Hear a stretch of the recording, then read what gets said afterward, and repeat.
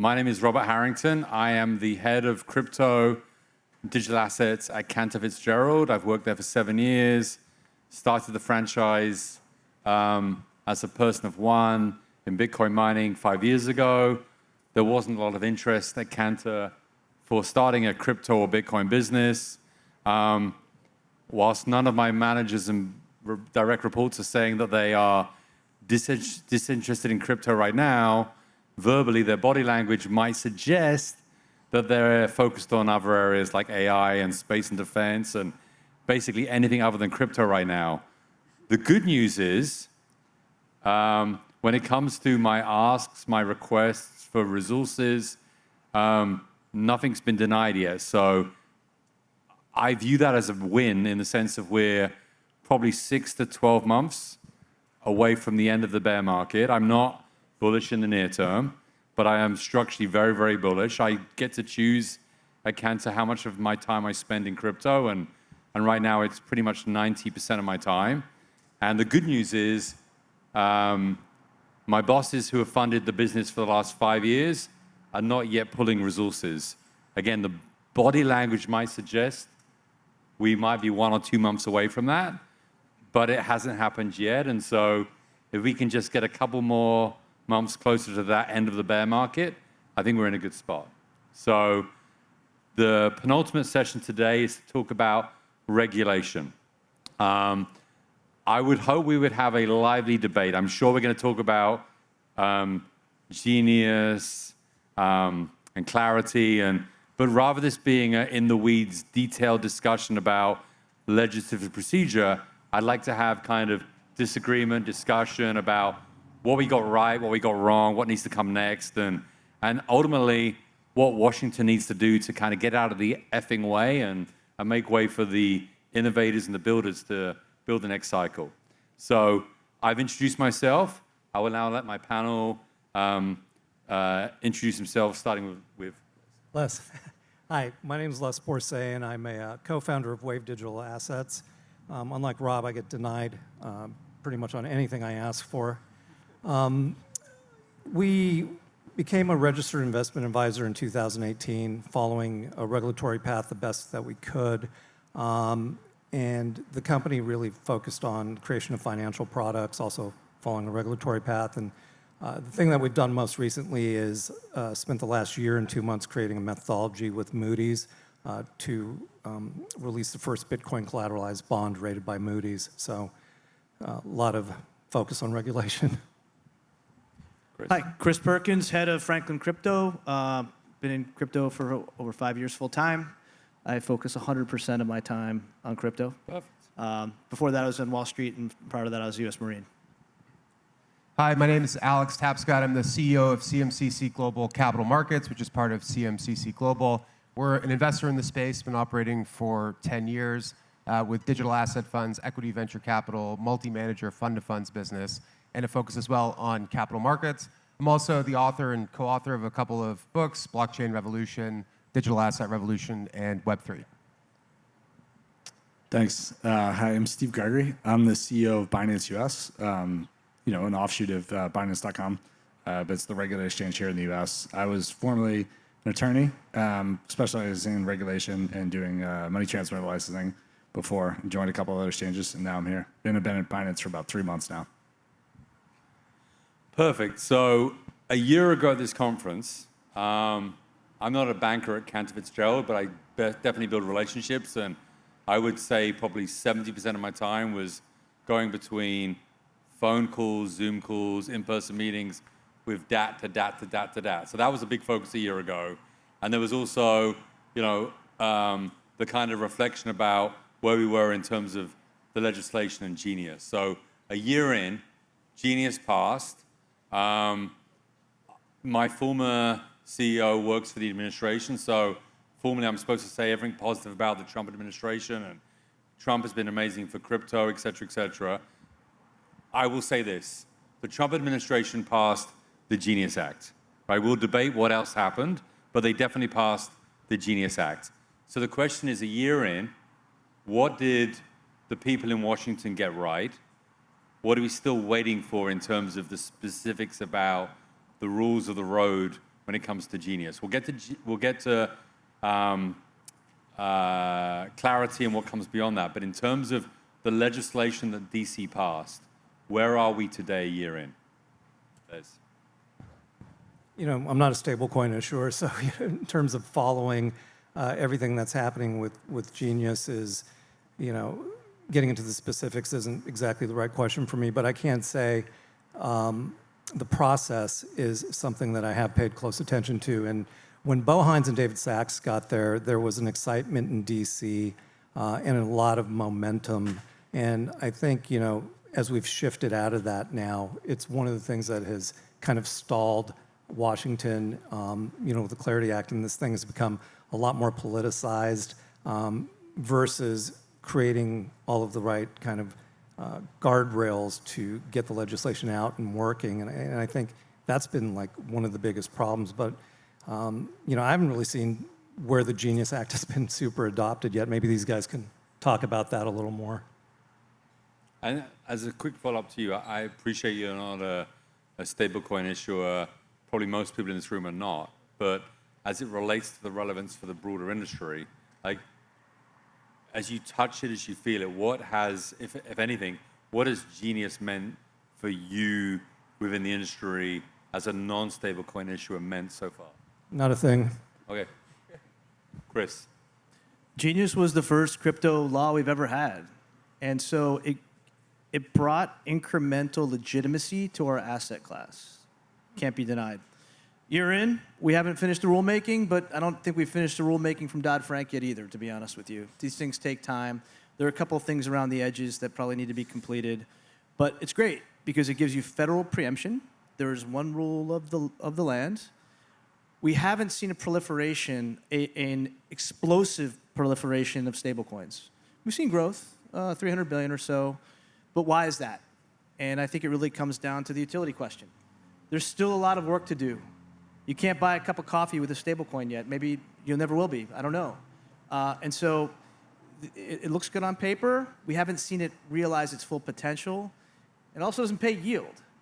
I'll tell you a story. I spoke to the Department of Treasury. I'm like, hey guys, can I buy one of your treasuries with a stablecoin? They said, what am I going to do with that thing? So I think there needs to be a better realization of the utility. Very good utility for payments. Not a great store of value if you're in the United States. Maybe if you're outside the United States, you can do some things. And so I think, like all other crypto assets, the focus is on utility. What do I get for it?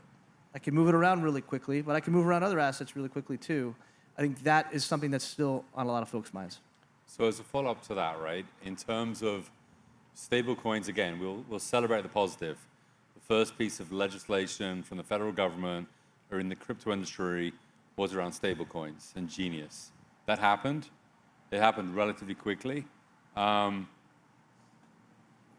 terms of what comes next, in terms of stablecoins and Genius, how much of that is dependent on the rules of the road that comes out of that versus it's got nothing to do with DC, it's got nothing to do with regulation, it's about the industry? I think there's sufficient clarity now and federal preemption. I think the foundation has been set. Would final rules help? Yes, like capital levels, wonderful. The other thing that we're missing, frankly, is supply for non-US dollar stablecoins in other jurisdictions. FX market, $7.5 trillion a day market.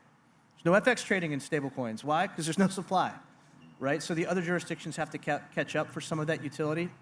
I think the foundation's been set. Now it's up to the industry to create utility use cases, acceptance, last mile, and other things. Again, the final follow-up to that question is... You're killing me, man. No, in terms of government versus non-government, right?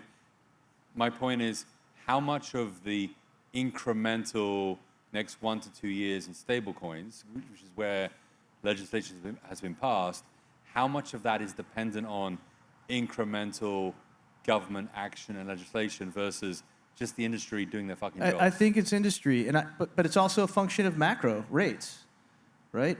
If rates are robust, why would I keep my money in a stablecoin?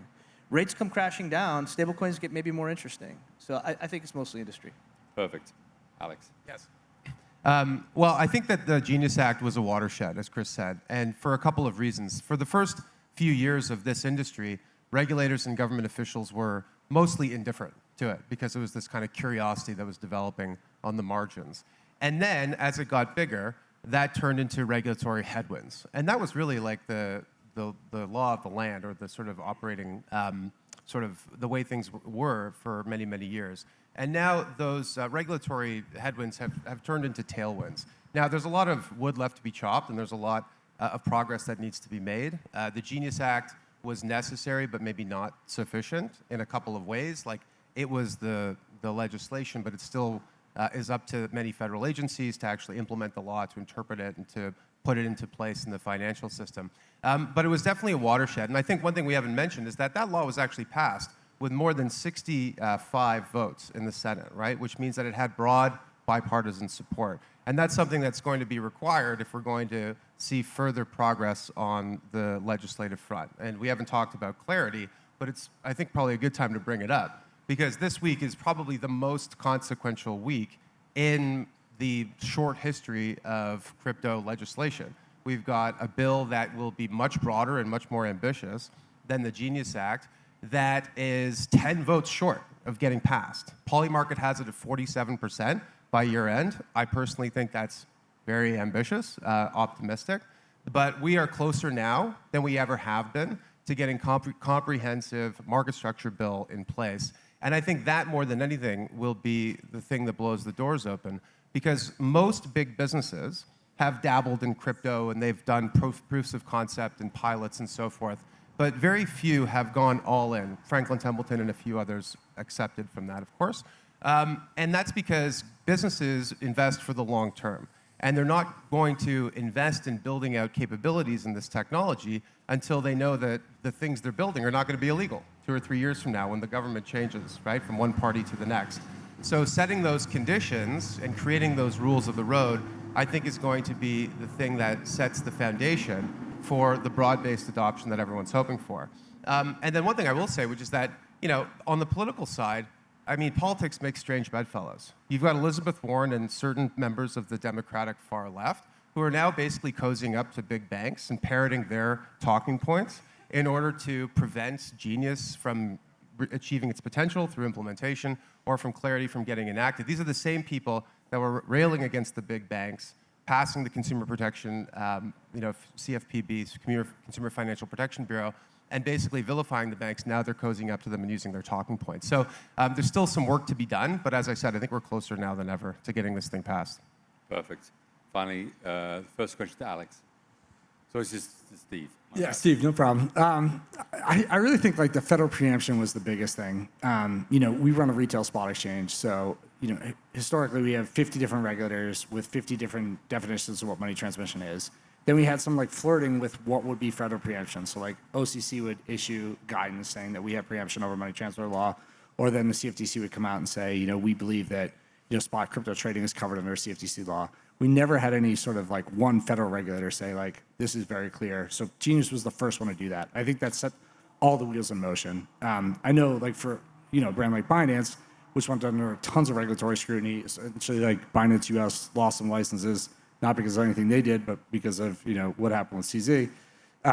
We would obviously benefit quite a bit from just having one federal regulator instead of like a bunch of different consent orders and a bunch of different definitions of money transmitter law from every single state. So I think, you know, Genius was definitely the first step. I think the step further will be, which I'll be looking forward to in the next administration, or, you know, whenever it comes, is, you know, Treasury yield paid on chain in real time. And I think like that'll be the big unlock that really, really pushes crypto way further.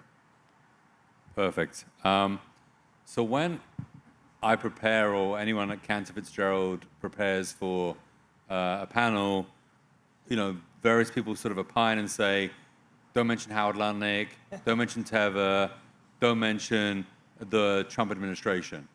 I get it, right?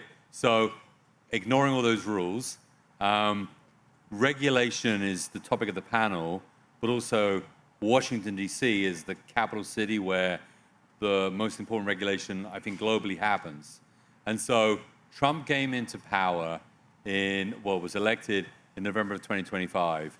And there was clearly a lot of optimism about this golden age of crypto and what was going to happen. And part of that was sentiment, part of that was like the hope about regulation.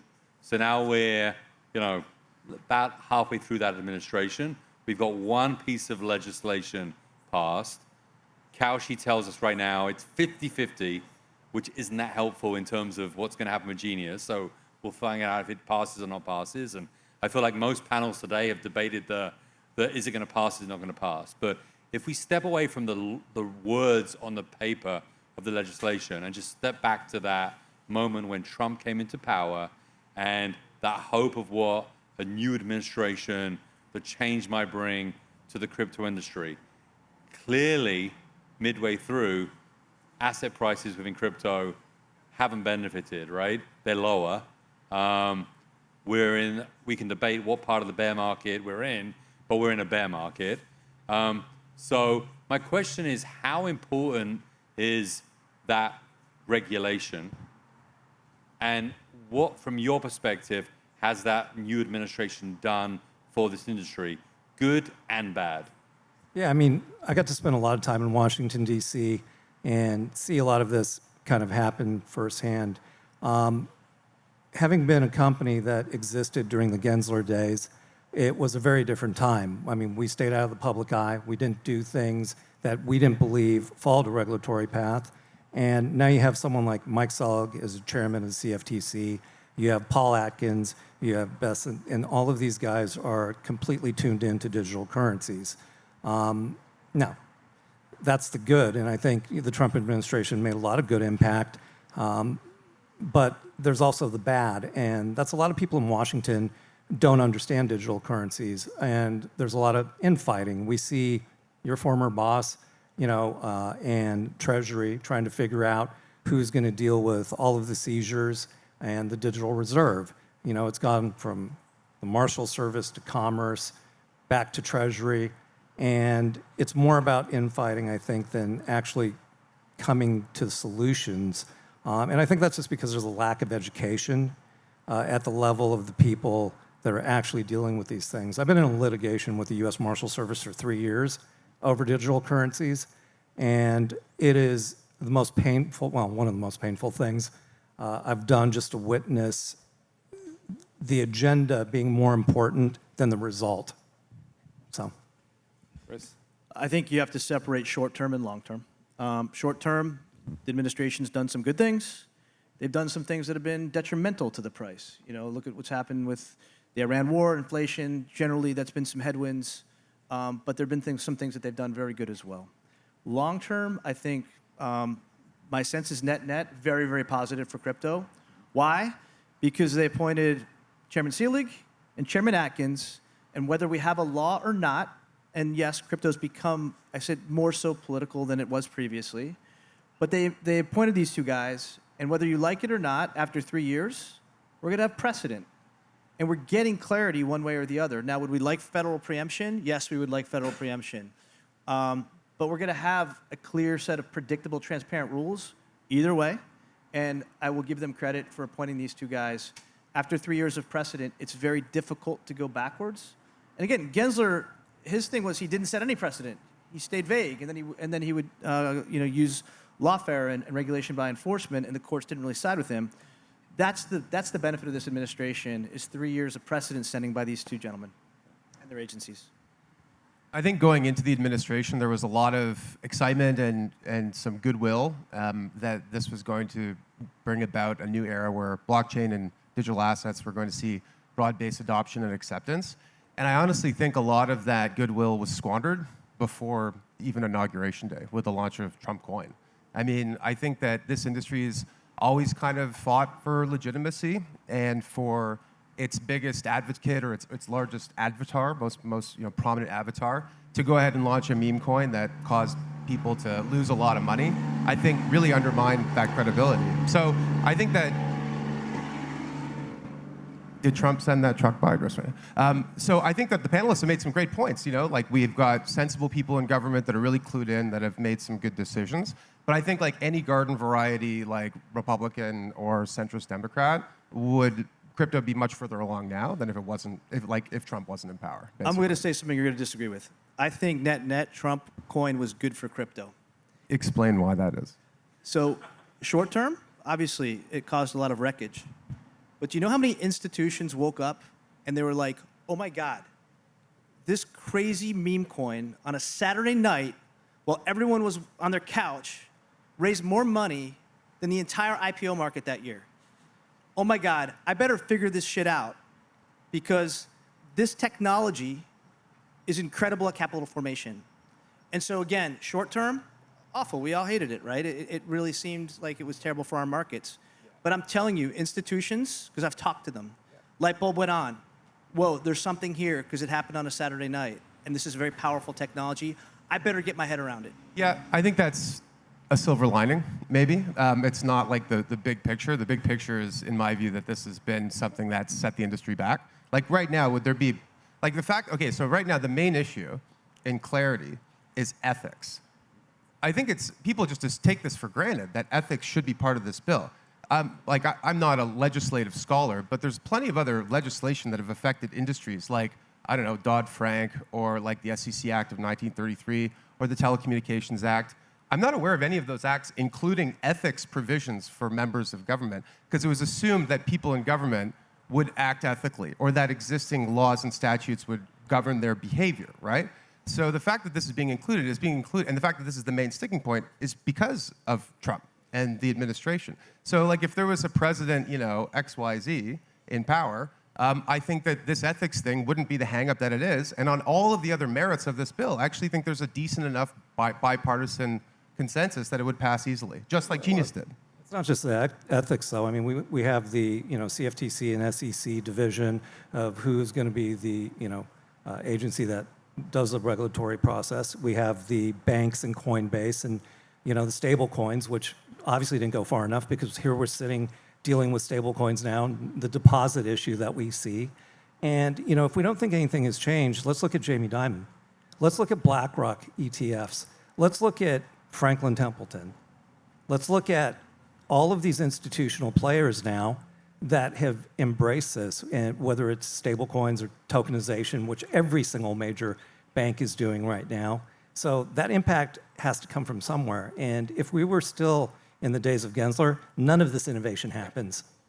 Okay, I don't want to monopolize this. I would just say, like, this is all hindsight's 2020. Like, we shouldn't even be relitigating the past. I think you play the hand you're dealt, right? And the hand you're dealt is right now where we think, according to the Treasury Secretary, on the 1 yard line of this bill getting passed. On those other issues, I'm not saying there aren't substantive issues where there's a lot of disagreement, but I think that those are implementation challenges to be overcome, not reasons that the bill will die. And I think if the bill dies, it will die on this ethics issue. That's all. Steve? I mean, I think if we're looking back and thinking whether or not this is positive or not, I mean, I've been in crypto since 2016. I can't imagine a better time to try and get licenses now. I mean, I think that's very clear. We have a 2-year window here, at least, to get some sort of federal, preemption so that we have cover, so we're not, beholden to, unscrupulous state regulators. So, I've honestly never seen a better time. I also think the banks are being cool again. They're starting to relax. They're starting to bank companies in crypto. Whereas during the Gensler era, it was the worst. Like, your auditors would get subpoenaed, your banks would get subpoenaed, and then they would just break off services within 30 days. And you have to pivot your business completely. I think now we have, like, real stability here. I see it as a golden opportunity right now. I mean, we got debanked, so we couldn't get a fucking bank account. And, as a business, kind of hard to operate without a bank account. And, just because we had crypto somewhere in the name, it was incredibly problematic. So, yeah, I mean, look at the OCC licenses, to your point, that they're granting right now. If you were Protego a handful of years ago, you had a piece of gold in your hand with that OCC, and now, they're giving them out. So there's been a shift. But with the narrow banks, too. So to that point, right? So 2+ years into the Trump administration, crypto firms and employees can have bank accounts, right? To me, it's shocking, wherever I work, whatever industry I'm in, it's shocking that would be the bar for what is progress, but we all agree, and we can see in progress, that crypto employees and companies can now have bank accounts, right? We're not, unless they commit fraud, we're not locking up people in the crypto industry just for being in the crypto industry.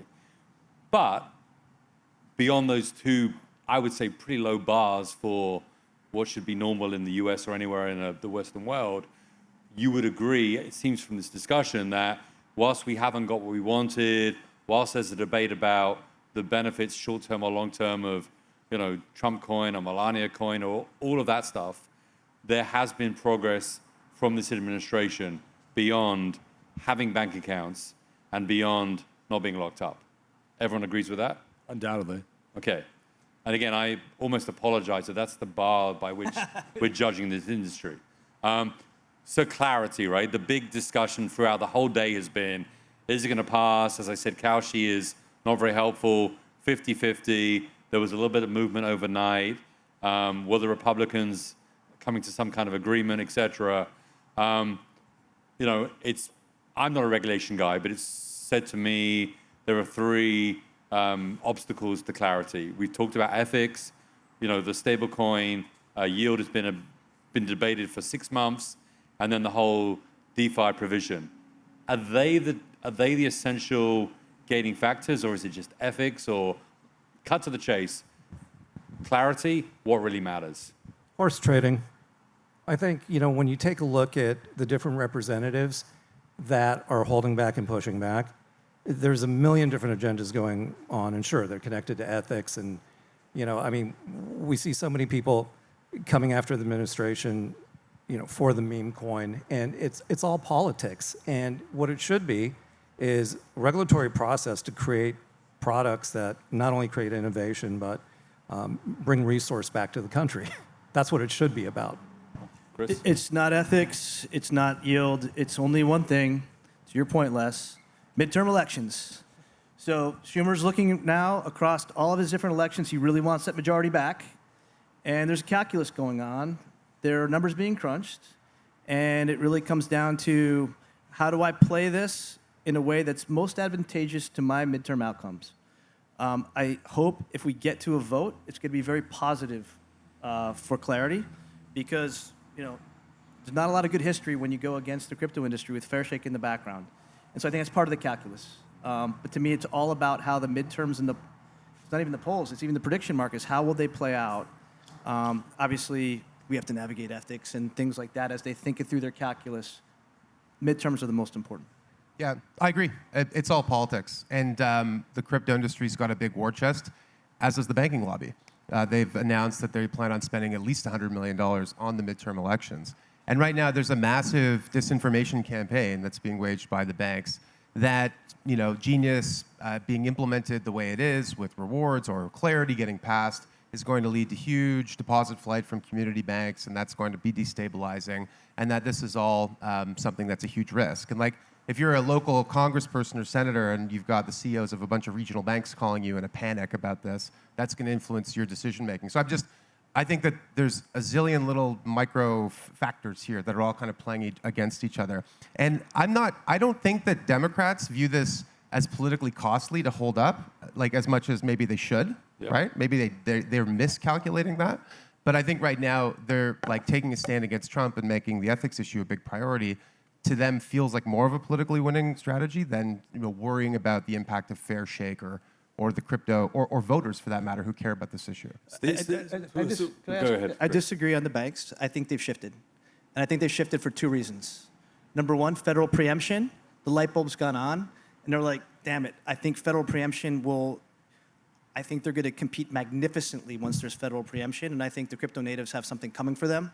Because I used to work there and I know how sophisticated they are. A lot of crypto natives look down. I mean, that's super important. The second thing, interest.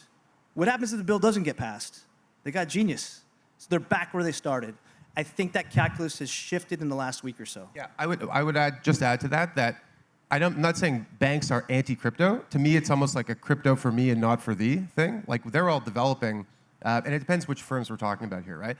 But they all want to own the next era of financial services, tokenized bank deposits, tokenized assets, and so forth. But they want to do it on their own terms, right? And so they may have accepted this reality that there's going to be a federal law of the land and that this is coming, but they still want to shape how that comes into effect. And that campaign is very much on right now. There's a big TV ad spend, as we're having this conversation, where people are getting fed this line about crypto being destabilizing. Understood. Steve, do any of the details for Genius matter? Clarity matter?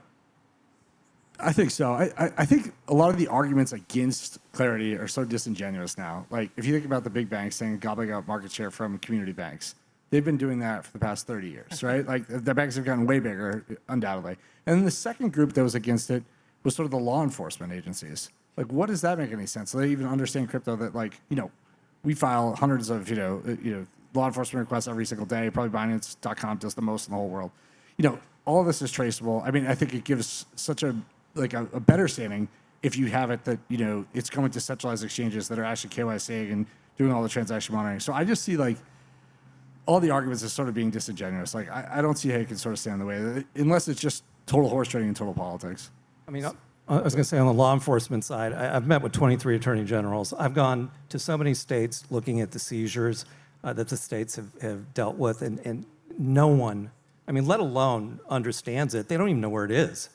Like, they don't know where it's being stored. They don't know, what a ledger, any of it. So it's disingenuous for sure. But I was going to say one other point. You mentioned industry versus regulation. I mean, we're in the first inning. USAT isn't even out yet. We have this consolidation of companies that are releasing a stable coin. We have banks and so we don't even know who wins yet, just because it's industry that's happening with or without the regulation right now. So wrapping up the final question. So day one is almost one more panel left of the first day of the tie. Great event. I got to mix my Cantor Cabernet blend, which is very nice. I thought it would be more palatable than the Jack Maller's Malbec today of all days for Cantor. But if we're here, which we will be in a year's time, and I predict we'll be in a better market for crypto in a year's time, what's the 30 seconds that each of you will say on this panel in a year's time about crypto regulation in the US? Les. I mean, we all have wanted it, since, this time next year, what will you say? This time next year, where will we be? I mean, the regulation will help us launch products that we haven't even imagined yet in other markets, like fixed income, for instance, and it'll all be tied back to, a lot of the regulatory stuff that passes right now. Chris, this time next year, what will you be saying? Thank God that the taxonomy we've been waiting for is here. Securities are not a death sentence. Look at how they've proliferated, because now there's a way to put them on chain in a compliant, decentralized way. Alex? I think if clarity passes, we'll be farther along than we would be otherwise. But I also think that this is an unstoppable force, and it's going to happen. And it's coming up against an immovable object, and there's going to be a collision there, right? And I think that no matter what, we will be further ahead in a year's time than we are today. Whether that means that stablecoin values have increased or that there's deeper integration of blockchain into enterprises or into markets, that's an inevitability. So I'm bullish, regardless. Finally, Steve. I think we'll be saying, look how many new cool products we have here in the US, and look how much volume has come onshore. So thank you for that. And as a Cantor employee, pro-crypto, but non-regulation guy, I would just say to the room, the end of the bear market is coming at some point in the next 12 months. I don't think it's coming in the next 3 months. Rely a little less on Washington and rely a little bit more on yourselves in the industry to drive innovation. And if you do, you're going to drive one hell of a sector. Thank you.